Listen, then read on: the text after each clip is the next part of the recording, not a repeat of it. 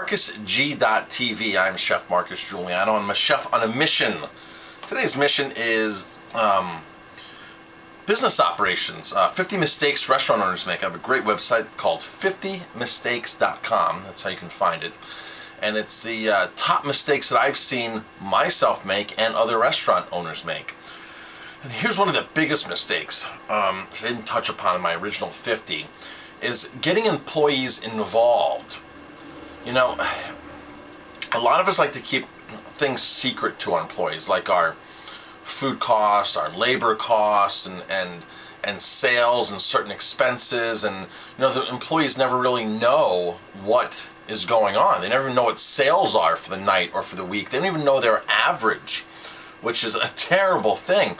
If employees don't know the numbers, they can't help manage the numbers. Just like a lot of restaurant owners I know don't know their numbers, so they can't even manage their numbers. What you measure, you can manage. So one of the first exercises I do with all my new staff is I take 100 pennies, I put them on a table, and I say, okay, for every dollar that a customer gives us that goes into the register, how much do Jamie and Marcus actually put in their pocket as profit to make a living, to be able to afford the things for my family, for my kids, to be able to pay my car payment. I said, how much do you think actually goes into my pocket? And it's shocking because out of that dollar, an employee that doesn't know, that's been worked at a restaurant for years and years and years, that doesn't know anything about any of this kind of stuff, will say, you know, 30 cents, 40 cents, 25 cents.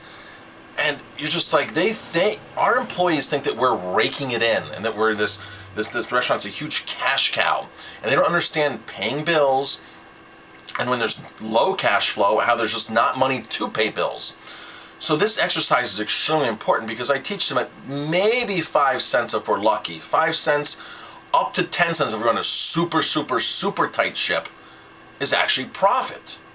You know, so if we're doing $1 million a year, that's $100,000 between my wife and I, which isn't a lot of money to be able to raise a family, have a house, have a car, and this kind of stuff. So, you know, so it's a very important exercise. Now, because I teach my staff this, my ratio is a little bit better, but for the average restaurateur, you know, if they can bring in 5%, they're just like, oh my gosh, you know.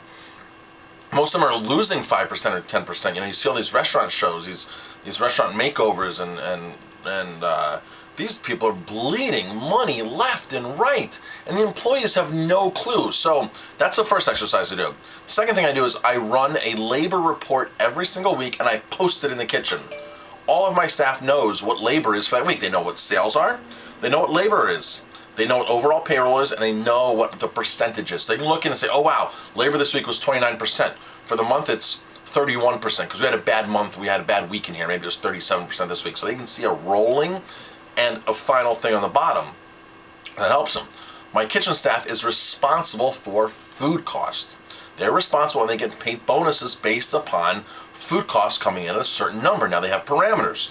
So, you know, I am the one who specs the food out, so they can't buy cheaper food.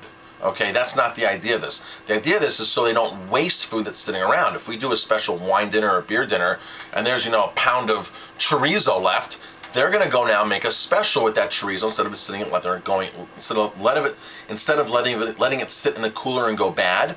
They're going to now come up with a special where they can make, you know, $11 times 4 orders. So they're going to bring in $44 as opposed to throwing out that money.